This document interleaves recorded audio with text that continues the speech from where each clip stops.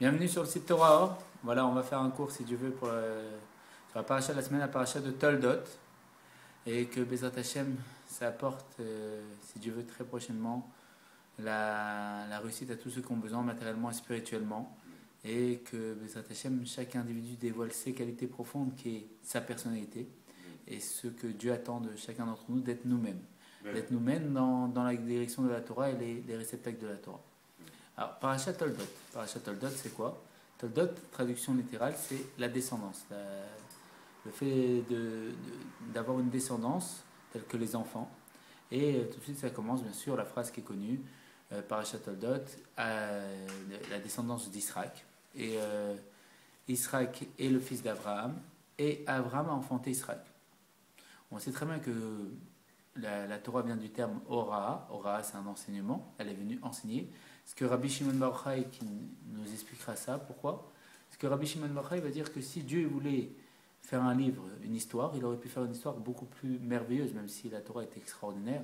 Bien sûr, quand on découvre toute sa profondeur, parce qu'il y a plusieurs niveaux paliers d'explication, c'est-à-dire le pshat, le sens simple, le sens allusif, le remez, le drash, et le sod, les secrets de la Torah, et même la chassidoute qui surplombe tous les niveaux et qui donne une vitalité en-sophie infinie à cette Torah. Le Rabbi Shimon Bar Yochai dira que, bon, dans le sens simple, l'histoire n'est pas si extraordinaire que ça, parce que quand on regarde la partie du Sefer Vayikra, les Korbanot, la construction du temple, tout ça, même de comprendre le sens simple, c'est pas évident. De comprendre juste le Rashi, et que lui, il a écrit pour un enfant de 5 ans. Des fois, on dit, je comprends moins bien qu'un enfant de 5 ans, bien sûr. Le Rabbi nous dira, c'est un enfant de 5 ans qui n'a pas été dérangé par l'influence du monde. Alors que nous, on est continuellement dérangé par l'influence du monde, du fait de la communication qui est incessante et qui donne vraiment un niveau de libre arbitre qui est au-dessus de tous les niveaux antérieurs, du fait que le Rabbi dit aujourd'hui, le fait de faire Itkafia, c'est-à-dire se sanctifier dans ce qui est permis pour le bon Dieu, ce n'est plus le fait de manger et de ne pas manger ce qui est où on a du plaisir, et il va dire c'est juste le fait de tourner la tête quand on voit une image pas apte à être regardée. Donc on voit que notre génération est continuellement influencée par l'atmosphère, par le monde. Et Rabbi Shimon Bar Yochai, pour reprendre ce qu'il dit, il nous dira que s'il aurait voulu faire une histoire merveilleuse, il aurait pu faire. Il aurait balayé beaucoup de versets de la Torah, il aurait fait une histoire extraordinaire, que quand on la lit, elle nous met un boum au cœur, et que voilà, c'est extraordinaire. Mais non, c'est pas ça. Pourquoi? Parce que la Torah vient du terme Ora. Ora, c'est un enseignement. Elle vient nous enseigner. Et d'une précision qui est divine, au point que chaque lettre de la Torah, que s'il y a 600 000 lettres qui représentent les 600 000 âmes générales du peuple juif, c'est pour ça que on a une misva, selon Maïmonide, d'avoir un Sefer Torah chacun. Et comme aujourd'hui on ne peut plus écrire un Sefer Torah chacun, donc ça coûte beaucoup d'argent, c'est une somme importante, le Rabbi a dit que le fait d'acheter une lettre, c'est équivalent. Parce que comme on correspond à une lettre du Sefer Torah, le fait d'acheter une lettre, ça nous fait acquérir la misva d'avoir un Sefer Torah. Donc chaque âme du peuple juif, c'est une de ces lettres. Et c'est pour ça que les lettres d'Israël forment le mot Yeshishim. C'est les Rochetovet, les premières lettres. C'est le diminutif du mot. Il y a 600 000 lettres dans le peuple juif. C'est-à-dire que chaque individu, on est une de ces lettres de ce Sefer Torah. Et on voit que chaque individu, on est une personnalité en soi. Chaque individu, on est un monde en soi. Comme il y a marqué dans le Tanya Mem Aleph, qu'on cite beaucoup, Bijuni Nivrata Olam. Pour moi, le monde a été créé. Et tout ce monde, il est créé pour moi parce que moi, j'ai une vision du monde qui est différente à tout à chacun. Pourquoi? Parce que comme dira le Hanika, l'enfant du Zohar, qui était le fils de Amnona Saba, un très grand sadique qui est ramené dans le Zohar, lui, il va dire au sage, il va nous expliquer un enseignement, il va dire que le sage a les yeux dans la tête. Alors, quand on lit ce verset, d'après le sens simple, le sage, il a les yeux dans la tête, on a tous les yeux dans la tête. Alors quand on s'atteint plus profondément, c'est-à-dire quoi qu'il a les yeux dans la tête? C'est-à-dire qu'il y a une vision dans la tête, c'est quoi?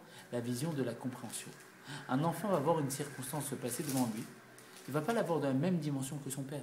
Pourquoi? Parce que son père a un vécu, a un passé, a toute une expérience qui engendre qu'il a plus de connaissances pour comprendre de façon plus apte la situation qui se projette devant ses yeux. Et pareil, chaque individu, il a les yeux dans la tête, c'est quoi? Il a une vision différente. Pareil.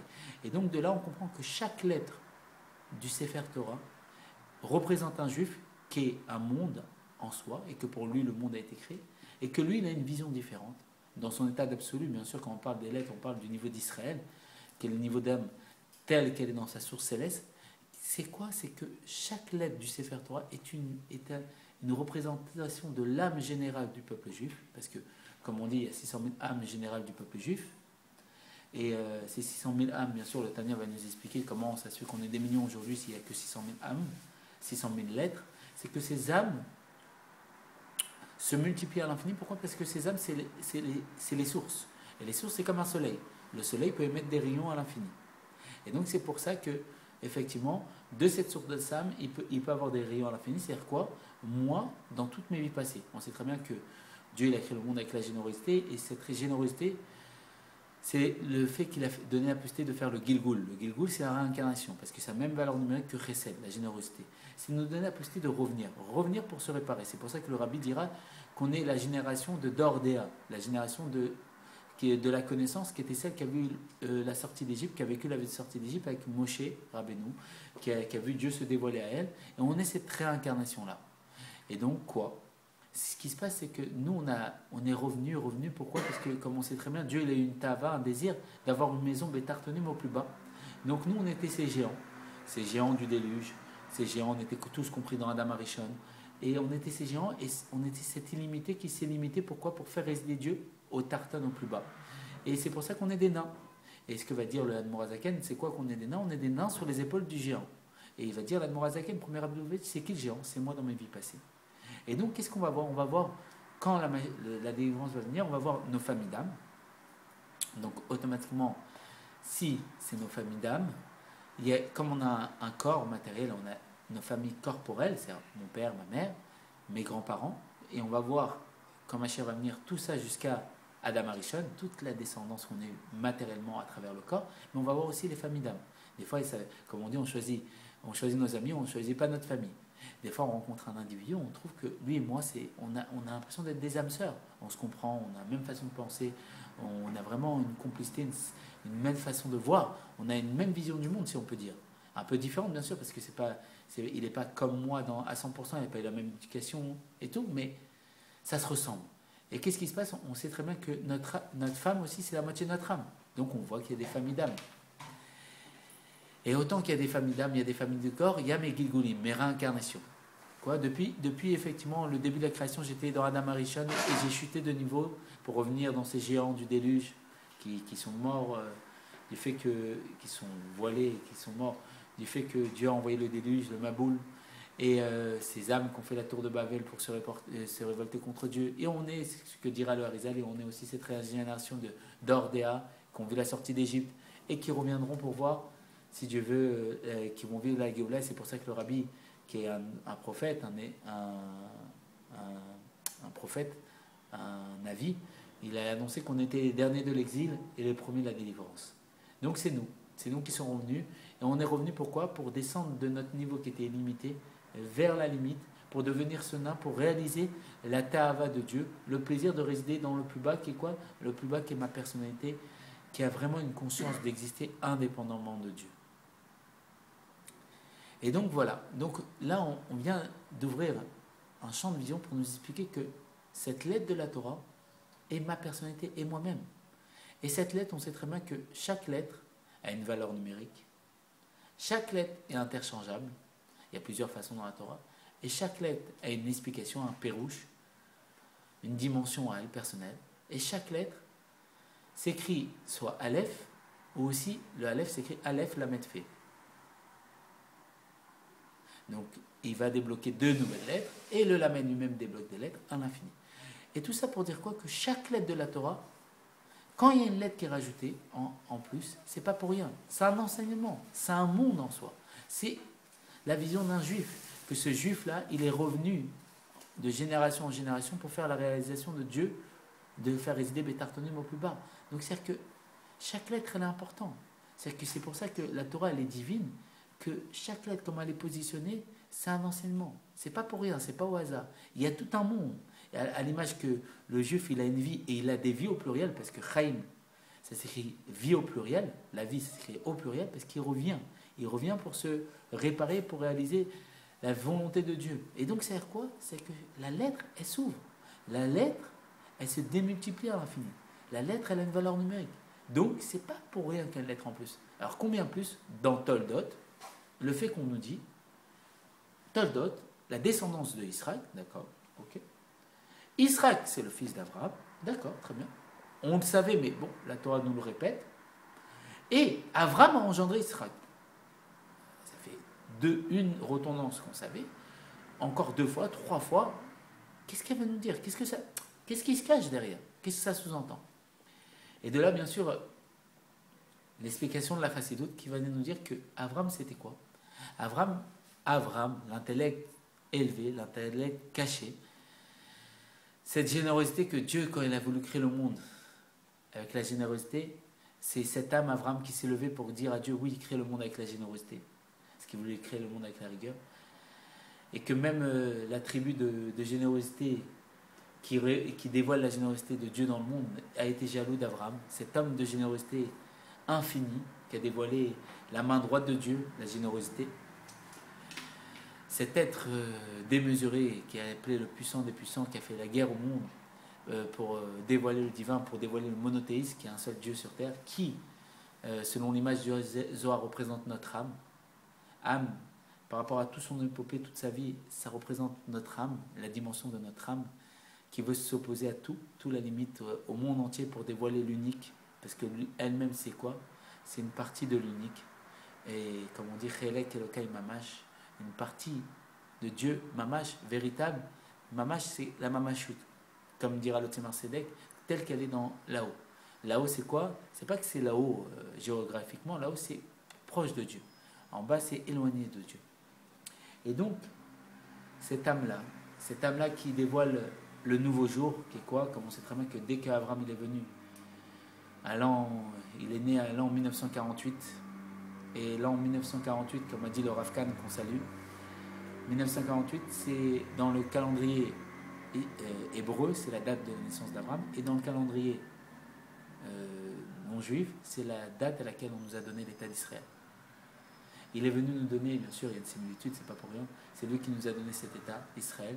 C'est quoi l'État? Parce que quand on commence avec Abraham Avinu, on commence les 2000 ans de Torah. C'est quoi Israël? On sait très bien. C'est lié à la Torah. C'est l'âme divine telle qu'elle est dans sa source en train d'étudier la Torah. Et cette terre démesurée qui a dévoilé que justement, dans le Chomer, dans la matérialité du monde, il y avait Dieu, qu'il ne fallait pas vouloir être que dans le spirituel, il fallait aller dévoiler Dieu matériellement, pas à l'image de Noach, que lui c'était un tzaddik dans sa génération. Pourquoi dans sa génération? Parce que lui, Dieu, tout ce qu'il lui disait de faire, il faisait. Construire une arche, il faisait. On veut le voir, pourquoi tu construis une arche? Ah, parce que Dieu il m'a dit de construire une arche, il va avoir un déluge. Mais il n'allait pas faire Mifsaïm, c'est aller voir les autres individus pour leur dévoiler qu'il y avait un Dieu et faire des guérim, à l'image de Avram qui faisait des guérim, qui faisait des convertis, qui faisait en sorte que des êtres prenaient une âme juive sur eux. Et donc, cet être qui a dévoilé le fait qu'il y avait 2 personnalités dans le monde, qu'il y avait la possibilité qu'il y avait 2 êtres qui parlent, la parole du monde qui disait que nous on s'est fait à l'image de Nimrod qui se révoltait contre Dieu et qui disait moi je suis un Dieu, et qu'il y avait ce bête. Ce bête c'est quoi? Cette bêtise, et qu'en France on peut faire ce diouk, cette précision, bête ça veut dire bête, cette bêtise de croire qu'on est des deux. Et il est venu nous éloigner, non, soyez pas bêtes. Bamidbar, ce niveau du désert qui fait en sorte qu'on croit qu'on est dans le désert, on a soif, on recherche l'eau. L'eau c'est quoi? C'est Enmaïm la Torah, c'est la vérité. Dans ce désert, on peut croire qu'il y a 2. Il y a moi et il y a Dieu. On est séparés parce que j'ai pas d'eau, j'ai soif et je suis à la recherche de l'eau, et quand moi je la trouve, c'est moi qui va la débloquer. Il est venu dévoiler ce niveau du bête, c'est quoi? Il est venu dévoiler qu'en vérité, le bête, le niveau du 2, il vient du 1, du Aleph. Et donc, qu'est-ce qui se passe? On n'est pas 2. Bamidbar, bête, Medaber, il y en a 2 qui parlent. En vérité, c'est parce que je crois qu'il y en a 2 qui parlent. En vérité, il n'y en a qu'un. C'est qu'il prend 2 niveaux d'expression, et c'est à moi de savoir comment il s'exprime au-dedans de moi. Et il m'a donné quoi? Ce niveau du bête, c'est le niveau du tartan. Le libre arbitre de choisir dans une expression où il est voilé, dans une expression où il est dévoilé. Et donc, qu'est-ce qui se passe? Avraham Avinu, lui, il est un être de générosité et il va enfanter, comme on dit, c'est connu la phrase que le fils Elle est plus belle la force du Fils que la force du Père. À l'image de cette histoire de Rabbi Yehoshua et Rabbi Eliezer, il me semble, qu'une fois ils étaient en marloquette, c'était les deux grands de la génération, sur le fait que est-ce qu'un four il est tamé, il est impur, s'il y a un reptile au-dedans, ou est-ce que pas. Alors Rabbi Eliezer, lui qui avait reçu la Torah de maître à élève par des braïtas, des enseignements, il disait non, c'est pas impur. J'ai reçu depuis le Mont Sinaï de mes maîtres qui ont reçu eux-mêmes du Mont Sinaï, c'est pas impur. Et Rabbi Yehoshua disait c'est impur. Alors Rabbi Eliezer, il a dit tout de suite si vous dites, alors moi je vais vous prouver que c'est pas impur. Pourquoi? Je vais demander, regardez, pour prouver que j'ai raison, je vais demander à l'arbre qui est là de se déplacer. S'il se déplace, ça prouve bien que j'ai raison. L'arbre il se déplace. Rabbi Yehoshua, il ne se laisse pas impressionner, il dit non, on a dit que c'est impur, c'est impur. Il dit alors, je vais faire en sorte de vous prouver encore plus profondément. Je vais demander au fleuve qui est là de se déplacer. Le fleuve se déplace. Rabbi Yehoshua lui dit on ne veut pas savoir cette histoire de fleuve. Nous on dit que c'est impur, c'est impur. Alors il dit alors regardez, je vais faire en sorte de demander à la synagogue de s'écrouler. Là Rabbi Yehoshua il intervient, il dit non, la synagogue toi tu t'écroules pas. Nous on est la majorité. Et donc on décide que c'est impur, c'est impur. À ce moment-là il y a une balcone, il y a une voix du ciel qui est sortie et qui a dit qu'est-ce que vous voulez mon fils Rabbi Eliezer? Il a raison, c'est pas impur. Alors à ce moment, Rabbi Yehoshua ben Palad va faire quelque chose d'extraordinaire dessus. On va comprendre une Nekuda qui est tout à fait liée avec la Parashat Toldos. Il va dire à Dieu, tu nous as donné la Torah pour que c'est nous qui décidons. La Torah, c'est nous qui valons. La Torah, elle doit être selon la compréhension des hommes. On a décidé que c'est impur, on est la majorité, c'est comme ça qu'on comprend la Torah, on va l'enseigner comme ça, c'est comme ça. Et à ce moment-là, on a demandé à Eliyahu Hanavi plus tard, qu'est-ce que Dieu il a dit? Quand ses enfants, Rabbi Yehoshua, il dit comme ça à Dieu, non, c'est impur, et il s'oppose à Dieu. Et Dieu, il s'était manifesté. Qu'est-ce qu'il a dit? Il a dit, ils m'ont vaincu, mes enfants, ils m'ont vaincu. Et de là vient l'enseignement que la force du Fils est plus belle que la force du Père. Pourquoi? À l'image de Rabbi Yehoshua. Hein? Le fils aussi. Et donc, qu'est-ce qui se passe? De là, on comprend que le chidouche, c'est quoi? C'est que Abraham, il a enfanté Israël, la descendance d'Israël. Israël, c'est le fils d'Abraham, et Abraham, il a enfanté Israël. C'est une nouveauté infinie. Pourquoi? Parce qu'Abraham, c'est un homme de générosité infinie. Il est lié à l'hospitalité, une tente à quatre ouvertures, pour ne pas faire patienter les personnes qui arrivent. L'hospitalité à l'état illimité. On n'a jamais vu ça.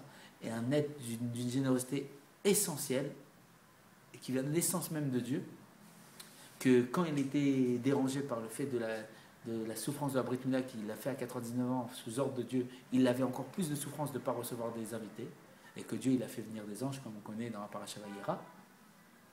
Il va enfanter un être de rigueur absolue qui s'appelle Israël. Et c'est ça qu'elle vient de nous enseigner la Parashat. Pourquoi cette retendance? Pourquoi cette répétition? Israël, voici la descendance d'Israël. Israël, le fils d'Abraham, et le fils d'Abraham. Abraham a enfanté Israël. C'est que la générosité, elle peut enfanter la rigueur. Normalement, on peut enfanter que ce qu'on est. Et non. On voit que là, la générosité a pu enfanter la rigueur. Comment ça se fait? C'est parce qu'en vérité, il y a un enseignement qui dit comme ça que quelqu'un de généreux, c'est quelqu'un qui est très rigoureux avec lui. Comment on est généreux? C'est plus on est rigoureux avec moi, plus je me retiens, je pense moins à ma personne, plus je pense aux autres. Vice-versa, plus je pense à moi et moins je pense aux autres. Ça dépend comment on dirige la chose. Comme on sait qu'il y a la générosité des forces du bien, de la Gdusha, et la générosité des forces du mal, du Nefesh Abamit. La générosité du Nefesh Abamit, c'est penser à moi. C'est tout le bien, c'est pour moi. Je pense qu'à moi. Et donc, si je ne pense plus aux autres, il n'y a que moi. La générosité de la Gdusha, c'est je ne pense plus à moi, je pense aux autres. Et donc, c'est ça. On vient nous dire que cet homme de générosité, il a enfanté le meilleur de lui-même, qui est quoi? La rigueur qu'il avait à ne pas penser à soi. La rigueur qui l'oubliait lui-même. Pourquoi? Pour être une markava pour Dieu, pour dévoiler la générosité de Dieu. Et grâce à qui il a pu faire ça? On sait très bien que c'est grâce à Sarah. Parce que Sarah, comme les Havot vit dans la période de la délivrance. Et la délivrance, c'est quoi? C'est que la femme est plus élevée que l'homme parce que Eshetraï Ateret Bala, c'est la couronne du mari. Et la couronne, c'est ce qu'il y a au-dessus de la tête. C'est quoi? Pour nous dévoiler qu'elle est au-dessus de toutes les forces de, de, de l'homme, qui l'homme représente bien sûr dans cette image l'âme. Elle est au-dessus de l'âme parce qu'elle est la couronne. Elle est quoi? Elle est, comme on a dit, Sarah, c'est les mêmes lettres que Shir, et Shir, c'est les mêmes lettres que Yachar. Elle est ce Or Yachar, cette lumière directe. Elle est d'entrer la volonté de Dieu. Elle n'est pas ce Or Roser qui représente l'âme, cette lumière réfléchie, que l'âme, elle a besoin de s'élever, de grandir. L'âme, elle représente le Tsomer. Le Tsomer, c'est le végétal qui lève, qui se grandit, qui a besoin de comprendre le divin, qui s'élève pour comprendre le divin. Elle est cette lumière directe. Elle est directe. Elle n'a pas de questions, elle n'a pas de remise en cause. C'est le corps. Elle est complètement soumise au divin, à l'image du corps qui n'a pas de volonté propre. Elle est cette lumière directe qui dévoile directement Dieu. Elle est ce dévoilement de En Onu Lado, il y a rien d'autre à part Dieu. Elle n'est pas ce bête, cette nuance qui a deux possibilités, le fait qu'il y a moi et qu'il y a Dieu. Elle est ce Aleph. C'est le dévoilement de En Onu Lado, il y a rien d'autre à part Dieu. Et elle lui a dit quoi? Elle lui a dit, comme on a dit dans la paracha précédente, elle a dit vire, fais un acte de rigueur absolue, vire ta Agar, la servante à qui tu es allé pour avoir une descendance parce que tu n'arrivais pas à avoir de rapport avec moi, à avoir de descendance avec moi. Et tu vas virer ton fils Ishmaël. Et le fils représente l'amour. Elle lui dit en vérité secrètement, enlève un peu de ton amour pour laisser une place à la rigueur, pour pouvoir enfanter la rigueur. Et donc en vérité, qu'est-ce qui se passe? C'est que l'âme et le corps n'arrivaient pas à s'unifier. Et grâce au fait que Dieu a brisé, parce que Dieu il a appelé le Nosafarim, celui qui mélange les contraires, il a brisé la perfection du corps, qui était lui, qui n'avait pas besoin de l'âme, qui était parfait de lui-même, qui n'avait pas besoin, parce que c'est cette lumière directe, c'est cette volonté de Dieu directe, où il y a tout dedans, parce que dès que Dieu il veut, c'est pas comme nous, quand nous on a une volonté, j'ai envie de maigrir, mais j'y arrive pas. Ben, c'est comme ça, j'ai envie de maigrir, j'y arrive pas. Dieu dès qu'il veut, c'est réalisé, il peut tout faire. Il n'est pas empêché d'être empêché. Donc, il avait cette volonté de résister, mais tartonnez au plus bas, c'était le corps. Le corps, il était déjà parfait dans sa chémie. Et c'est pour ça qu'il ne pouvait pas avoir un rapport avec l'âme, il ne devait pas se mélanger avec Abraham Avinu, Sarah ne pouvait pas se mélanger, au point qu'elle ne pouvait pas enfanter. Elle ne pouvait pas enfanter. C'est quoi le fait d'enfanter? C'est enfanter de l'amour ou de la crainte. Enfanter autre chose qu'elle. Pourquoi? Parce qu'elle-même, c'était la perfection. Alors, qu'est-ce qu'il a fait? Bien sûr, on dira qu'il a fait en sorte de dire à Abraham qu'il doit faire la Brit Mila. Brit Mila, c'est se séparer de sa perfection à lui aussi, se séparer d'un élément pour atteindre une perfection supérieure qui est quoi? Qui est le fait de se mélanger. Comme on sait très bien qu'une belle couleur, c'est une couleur qui est mélangée. Ne pas être qu'une seule direction, ne pas être que l'âme, mais être l'âme et le corps. Être la shlemut, la perfection, à l'image de Matan Torah. C'est quoi le Matan, le cadeau de la Torah? C'est d'unifier le corps et l'âme. Avant Matan Torah, il y avait, on pouvait prendre sur soi une âme juive, mais on n'était pas juif. L'existence du peuple juif, ça a été un Matan Torah. C'est quoi le chidouche du peuple juif? C'est que l'âme et le corps sont qu'une seule chose. Et donc, qu'est-ce qui se passe? Sarah, et il lui a fait en sorte, parce que Sarah, elle voulait pas enfanter avant que Avram ait la Brit Mila, ils ont fait en sorte de prendre le Yud, la perfection, le Yud de Sarah, et il a brisé en deux, et il a enlevé, il a donné au corps l'imperfection, il a redonné cette perfection à l'âme, et il a fait en sorte que l'âme et le corps soient deux aimés qui ne se séparent jamais. Ils ont besoin de l'un et l'autre, et que eux-mêmes, ça va devenir une seule chose. Et ça, c'est le chidouche, c'est la nouveauté. Et cette séparation, pour cette unification, ça a donné la naissance d'Israël. Israël, c'est quoi? C'est la possibilité d'enfanter pour la générosité la rigueur. C'est que la générosité a pu enfanter la rigueur. Pourquoi? Comment elle a pu enfanter la rigueur? C'est parce qu'elle s'est mariée, elle s'est unie avec l'air de rigueur absolue qui est le corps. Il n'y a pas plus grande rigueur que le corps. Pourquoi? Parce que le corps, la preuve, c'est qu'il a une dimension. Il a une structure. Il n'est pas comme l'âme qui peut avoir qui mesure un tiers de la planète, qui est un géant. Il a une structure, une limite. C'est la rigueur à l'état brut, le corps. Et donc, qu'est-ce qui se passe? Ce corps qui représente cette rigueur absolue s'est unifié avec l'âme. Et ça a enfanté que dans le niveau de l'âme, il peut avoir l'âme de la rigueur. Et l'âme de la rigueur, ça a été Israël. Le dévoilement de l'âme de la rigueur, ça a été cette lumière, ce secret que le corps et l'âme pouvaient s'unifier et pouvaient se mélanger. Et ça, c'était étranger tout ce qui a été vu au préalable. Et ça, c'était le chidouche de toute la création. Que le corps et l'âme, qui sont deux antagonistes, puissent se mélanger, ça, c'était vraiment étranger, c'était secret. Et ça, c'était une lumière nouvelle. Une lumière nouvelle qui était vraiment le dévoilement d'un niveau infini de Dieu qui est vraiment pas empêché d'être empêché. Le fait de tout unifier, que l'eau et le feu, parce que le feu c'est le corps, l'eau c'est l'âme, il les a mélangés. Et aujourd'hui ils sont shlemut, ils sont en perfection, et c'est le peuple juif. C'est la révélation de ce peuple juif. Et c'est ça qui vient nous dévoiler la paracha. Toldot Israël, la descendance d'Israël. Israël c'est le fils d'Abraham, c'est le fils de l'âme, de générosité, c'est le fils de l'eau. Et Abraham a enfanté Israël. L'eau a enfanté quoi? Le feu. Comment c'est possible? Parce que grâce au corps, grâce au fait que le corps et l'âme se sont mélangés, grâce au fait que Dieu a changé les mazalot, a cassé, a brisé le yud. Encore on voit le yud c'est une lettre de la Torah, le yud c'est 10. 10 c'est la valeur numérique et on voit le fonctionnement de Dieu. Que chaque lettre dans la Torah il est précis, qu'avec une lettre, dans la Torah il a fait une nouvelle explication, une nouvelle dimension de toute la Torah. Parce qu'une lettre c'est un monde. Il a coupé le yud en deux, ça fait deux et. Et ça fait un monde nouveau. Que la générosité peut enfanter la rigueur. Extraordinaire. Grâce à Dieu, quelle Torah, et quand on rentre dedans, dans cet infini, on se rend dans Yam Souf. Yam Souf, c'est quoi le nous? C'est Souf. Et ce que va dire le Rabbi Rachel, c'est Yam Sof, la mer de la fin. La mer de la fin, c'est quoi? C'est que l'infini, le Yud, le Yam, c'est valeur numérique Nun. Nun, c'est Sharanun, les 50 portes de la connaissance, est rentré dans le Sof, dans la limite. Il a pris l'illimité, la 50 possibilités de tout comprendre dans le Sof, dans la limite. Et la limite, c'est quoi? C'est Olam, c'est le monde. C'est pourquoi? Parce que Malkenou, il a voulu être roi. Et pourquoi? Pour qu'on s'enlève et qu'on l'honore et qu'on lui dise qu'est-ce que tu es extraordinaire. Mika Mocha, qui est comme toi. Qui est comme toi, qui nous donne tellement de plaisir et tellement d'émerveillement grâce à cette Torah qui est divine et qui est Kulochat, qui est une seule chose avec toi, et que quand on s'attache à elle, on fait une seule chose avec toi et on s'unifie avec toi, et on voit que rien n'est limité, rien n'est bloqué, tout est en possibilité, que la Géoula est là, nous attend, elle attend qu'on ouvre les yeux et qu'on voit qu'il n'y a rien d'autre à part toi. Et donc, alors on va avancer un peu plus dans la paracha. On va voir dans cette paracha quelque chose d'extraordinaire. On va voir que c'est la paracha qui nous parle du Sefer Atania. Pourquoi le Sefer Atania? Le premier, le livre, le Chumash de Chassidut Rabbah.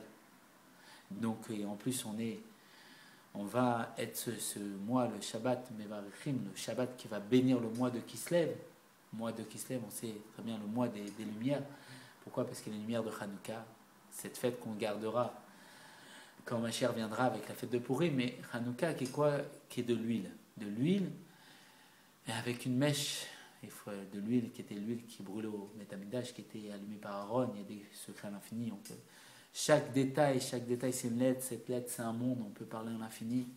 Mais on n'a pas le temps. On attend le temps illimité de la Géoula. Shabbat, il va rentrer. On ne peut pas s'éterniser. Qu'est-ce qu'on peut faire? Dieu, il a voulu comme ça. Il a voulu résider dans cette limite qui le fait qu'on ne parle pas beaucoup. Et donc, qu'est-ce qui se passe? Cette huile, elle représente Razin des Razin, les secrets des secrets. Et cette huile, c'est quoi? C'est représenté par la Chassidut. Pourquoi l'huile? Parce que oui, l'eau, elle s'écoule d'un niveau élevé vers un niveau bas, mais il y a plus haut que l'eau. C'est qu'il y a un liquide qui est plus haut que l'eau, qui est l'huile. Pourquoi? Parce que quand on mélange de l'eau et de l'huile, on voit que l'huile remonte vers le haut. Pour nous dire que son niveau est beaucoup plus élevé que l'eau, et elle ne s'ennuie pas de l'eau. Elle monte vers le haut à l'image de qu'elle est la force de tout. Elle est la source de tout. Et l'huile, autant qu'elle remonte vers le haut dans tous les liquides, mais autant quand on la met dans n'importe quel élément de la matière, elle imprime toute chose. C'est-à-dire que quand on met de l'huile sur un t-shirt, c'est foutu. Quand on met de l'huile sur la table, ça va imprimer. Et plus que ça, c'est que chaque élément de la matière, si on le compresse, on le broie, ça va sortir de l'huile. C'est quoi? Elle dévoile le Echad, qui n'a rien d'autre à part Dieu. Et cette huile, qui représente bien sûr cette fête de Hanouka, qui représente cette Chassidut, on va bénir le mois de Kislev. Le mois de Kislev, c'est la date de Yud Tet Kislev, la date de libération de l'Admorazaken. Qu'il a pu dévoiler le Sefer Atania, qui est le livre du Chumash de la Torah la Torah de Chassidut Rabbah. Pourquoi elle est appelée Torah? Parce que chaque lettre elle est parfaite à l'image de cette Torah. Et lui, il va baser toute sa psychologie, tout son livre, si on peut dire, c'est qu'une miette, on dit, mais ça commence comme ça. Qui a deux âmes, qui a deux tendances chez l'être. Une tendance animale c'est bien sûr la limite, le gvoul, c'est un animal, on peut l'analyser. Un serpent, on sait que comment il fonctionne. Pourquoi? Parce que c'est un système fermé. C'est quoi la limite en nous, l'âme animale, le tarton, ce nain. Et il y a aussi l'illimité. L'illimité, c'est l'âme divine, qui est toujours en mouvement, qui peut, comme le tsomère, qui monte toujours, qui grandit tout le temps. À l'image de l'eau, que quand elle va arroser la verdure, le tsomère, les végétaux, ça va grandir, ça va fleurir, ça va donner un arbre qui donne des fruits à l'infini. L'illimité. Et donc il y a une dualité. À l'image de Rivka, qui n'arrivait pas à enfanter, et que bien sûr Israël il a prié pour elle, et qu'est-ce qui s'est passé? Elle a enfanté 2 jumeaux. Elle n'arrive pas à comprendre ça. Quand elle passe devant Shem et Ever, Yaakov il veut sortir, il veut aller étudier sous les tentes. Ishtam, un homme tam parfait, entier, enfin, on ne peut pas expliquer, c'est intègre, exactement. La tmimout, la pureté. Et à gauche, quand elle passe devant les Avodarazara, les lieux d'idolâtrie, et ça veut sortir. Et le rabbi va nous poser une question extraordinaire dessus. Il va dire, mais si, quand elle passait devant les synagogues, devant les tentes d'études de Shem et Ever, Yaakov il veut sortir. Et si elle passe devant les Avodarazara, et ça veut sortir, on voit de là qu'il n'y a pas de libre arbitre. Parce qu'ils sont dans le ventre de la mère, et plus que ça, dans le ventre, ils étudient la Torah. Donc, ils n'ont pas de libre arbitre. On est en train d'enseigner à Esav qu'il faut aller vers l'Avodazara. On est en train d'enseigner à Yaakov qu'il faut aller vers les Beta Knesset, vers les tentes d'études de la Torah. Donc, on est en train de modeler l'être pour qu'il soit comme ça ou comme ça. Donc, il n'y a pas de libre arbitre. Le rabbi pose une question. On voit de là qu'il n'y a pas de libre arbitre. Quel rabbi pour nous poser les questions les plus extraordinaires qu'on ne pense pas, qui sont telles une évidence? Il va dire si, il y a un libre arbitre. Il va dire en vérité, les deux n'avaient pas la même mission. Yaakov, il voulait aller dans les tentes d'études parce que Yaakov, il voulait étudier la Torah. Yaakov, il représente cette eau de la Torah, ce tzaddik. Maïm, c'est le tzaddik. Pourquoi le tzaddik de perfection? C'est Mina Maïm Mishiteu, Moshe. L'eau qui est En Maïm et la Torah. Il représente cette eau qui est calme et qui est paisible, et qui réside sous les tentes. Mais ça, il représentait ce feu qui est au-dessus de tout, ce feu qui brûle pour Dieu, et que l'élément du feu, si il prend sur un seul élément, il peut tout embraser, il peut prendre le monde et le brûler et retourner vers sa source. En vérité, Esav, il voulait aller vers les Avodarazara. Pourquoi? Parce que sa mission, c'était détruire les Avodarazara. C'était tout brûler, dévoiler qu'il n'y avait rien d'autre à part Dieu. Et plus que ça, les rébellions vont nous dire que Esav, il devait être Mashiach.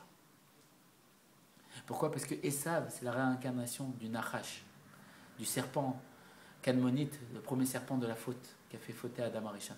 Et serpent, Nachash, on sait très bien, c'est la même valeur numérique que Mashiach. C'était ce Mashiach. C'est la réincarnation du serpent, il devait dévoiler Mashiach, mais pas le Mashiach de perfection qu'on aura, dès à présent, très prochainement, mais le Mashiach qui était Moshe Rabbeinu, qui est le Mashiach qui devait déjà sortir le peuple juif de Meretz Pisraïm, des limites, mais pas le Mashiach qui devait faire la Géoula de Boet Paro, aller vers Paro. Parce que dans Paro, il y a l'essence de Dieu.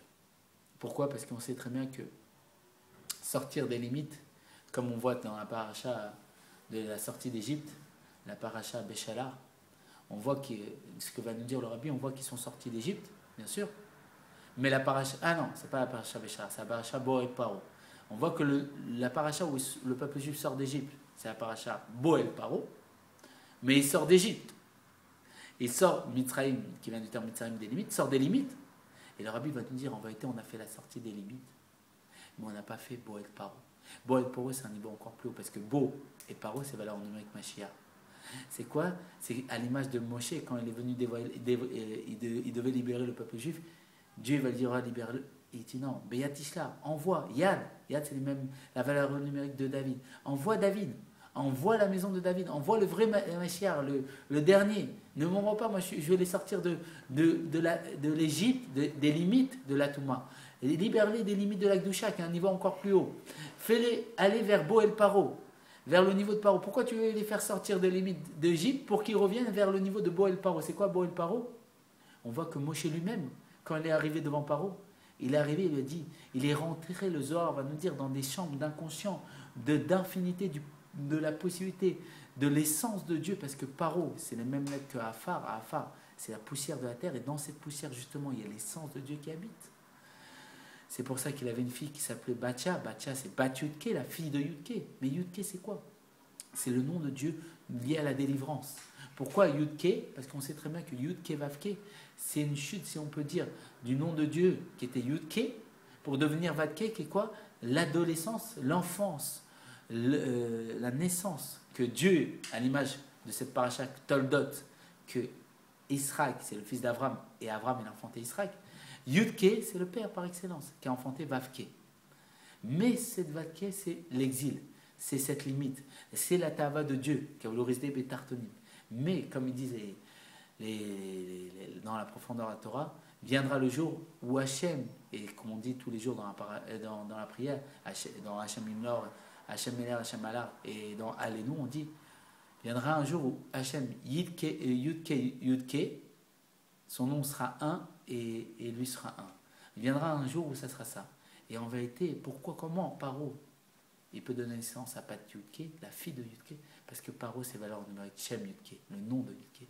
Dans Paro se cache le dévoilement de Yudke. Dans la matière du monde se cache le dévoilement de la délivrance, se cache la perfection, se cache, comme on a dit, que Sarah représente le corps général de tout le peuple juif, mais dans le corps, il y a quoi? Il était parfait. Il n'avait pas besoin de l'âme. Il n'avait pas besoin de se mélanger. C'est le or, comme on a dit, Sarai, ma princesse, c'est Shir, c'est mon chant. C'est quoi? Le chant à la shlemut de l'âme et le corps, parce que le chant, en temps, il véhicule le souffle et autant la parole qui est infinie, et le souffle qui est quoi? Qui est limité, parce que quand on souffle, on doit s'arrêter. Il y a marqué que Dieu, il a insufflé une âme de vie. Insufflé, c'est l'âme. Il a les deux dimensions. C'est quoi? C'est le Or Yachar, la lumière directe, qu'il y avait tout. Il y a tout. Il n'y a pas besoin de... Tout est là. À l'image de Beth Shammai, que lui, il expliquait la halakha de telle manière que ça sera la halakha de la Géoula. Pas de Beth Hillel. Il n'y a pas deux façons de voir. Il n'y a pas de monde. Il n'y a rien d'autre. Il n'y a rien d'autre à part Dieu. On va vers le Echad. Comme on allume les bougies de Hanouka, Beth Hillel nous dit, tu allumes une bougie, 2, 3, 4, 5, 6, 7, 8, tu vas vers le 8. Le 8, c'est la Géoula, Mashiach. C'est en progressant. Tu avances. C'est quoi? C'est la vision de l'âme qui s'élève jusqu'à atteindre le niveau de la délivrance. Et c'est quoi Beth Shammai? Non, il dit non, tu pars de 8. Tu pars de ce niveau-là, du fait qu'il y a une pluralité, et tu vas vers le Aleph, tu vas vers le 1. Il n'y a rien d'autre à part Dieu. Tu vas vers cette perfection. Et donc voilà, c'est les deux schémas de la création, c'est les deux visions. Et le corps, il est dans ce niveau du 1, il est dans cette image de Beth Shammai. C'est quoi? Il n'y a rien d'autre. C'est le Or Yachar, c'est la lumière directe. Il y a déjà la délivrance, tout est là. À l'image de ce que le Rabbi l'a dit, tout est là. Le Beth Amidash, le Léviathan, il est là, le Sharabar, il est là, les Tzadikim, il faut ouvrir les yeux. C'est ce niveau du corps qu'il y a la délivrance dans ça. Et donc, qu'est-ce qui se passe? Mashiach, on ne l'a pas fait encore, ce niveau de Mashiach qui est Boel Paro, aller vers Paro, aller vers cette pensée, notre pensée qui est la source de notre aide, que tout vient par la pensée. Il y a un fil, une roue de la pensée qui coule en nous et on s'attarde sur une pensée plus qu'une autre. Et sur cette pensée, comme on s'attarde, on va la réaliser ou on ne va pas la réaliser, on va méditer ou pas. Ça, c'est le niveau de Paro. C'est la pensée qui est Kulam Bechorma, il a tout fait par sa sagesse. Et cette pensée, elle est toujours liée avec l'année, parce que l'année, comme on a dit, Shana, c'est la Shon Shinui. C'est le changement. Elle est toujours changeante. Pourquoi? Parce qu'elle n'est pas arrivée à sa perfection, qu'elle est qu'une, qu'elle est totalement unifiée à Dieu, à l'image des Avot qui a été une marque Ava pour Dieu. Et donc, qu'est-ce qui se passe? On a dit que Esav, c'était la réincarnation de ce Nachash, ce serpent qui devait être Mashiach. Et il devait détruire les Avot d'Azara. En vérité, c'est pas qu'il n'avait pas de libre arbitre, il avait un libre arbitre. Mais chacun, on a des derrière, des chemins différents. C'est pour ça qu'on a un visage différent. Pourquoi on a un visage différent? Pour nous dire qu'on a une vision différente, parce qu'on a une lettre différente. Et comme dira Rabbi Zouché d'Anipoli, il y a un très grand tzaddik, on va lui dire t'es un tzaddik, il va dire vous savez, quand je vais arriver là-haut, on ne va pas me demander si j'étais Avram Avinu, on ne va pas me demander si j'étais Moshe Rabbeinu, on va me demander Zouché, est-ce que j'étais Zouché? Le bon Dieu, il attend qu'on soit nous-mêmes, parce que quand on est nous-mêmes, c'est la lumière directe, c'est la perfection, c'est dévoiler le Aleph. Quand on est nous-mêmes, on dévoile notre lettre, on dévoile notre personnalité, on dévoile notre monde, et c'est ça la Géoula. Le but, c'est d'être soi-même, c'est ce que la délivrance, c'est ce que la paracha vient nous dire. Elle vient nous dire, sois toi-même. Quand tu es toi-même, tu vas enfanter ton vrai niveau, tu vas enfanter ta perfection, tu vas plus enfanter ce niveau du 2 qui est la pluralité, le questionnement, le safek, le doute, Amalek. qui nous empêche de sortir de nos limites. Tu vas enfanter quoi? Quelque chose que tu n'avais pas, Israël. Cette perfection. Comme on dit que quand on la Géoula sera là, on dira Israël ou Avinu, c'est lui notre Père. Pourquoi? Parce que c'est lui la délivrance. C'est lui, c'est cette perfection. C'est lui, ce dévoilement de la lumière. C'est lui qui va éclairer notre obscurité. Et donc, qu'est-ce qui se passe? Mashiach, Esav, il devait être ce Mashiach. Pourquoi? Parce que Esav, lui, il avait la force de mélanger, de faire le shalom. Il devait aller là-bas pour détruire les Avodah Zarah à l'image de ce feu qui prend tout, qui rend tout ensemble pour dévoiler la cendre. C'est quoi le hafar? Cette poussière que Abraham avait dit, je suis que sang et poussière devant toi. Cette poussière que quoi? On n'est que sang et poussière. Oui, devant Dieu on est ça. On est cette poussière du monde. On essaie d'être à hafar. Il venait dévoiler la vraie délivrance qui est au niveau de Boet Paro, d'aller vers la poussière du monde, que dans la poussière du monde, dans la limite, il y a vraiment l'essence de Dieu. Que comme il dit le Rabbi, qu'on va avoir Gilouya Esmout, le dévoilement de l'essence de Dieu. Et le dévoilement de l'essence de Dieu, ce n'est pas les mondes illimités, les mondes spirituels. C'est pas ça. Parce que dans les mondes spirituels,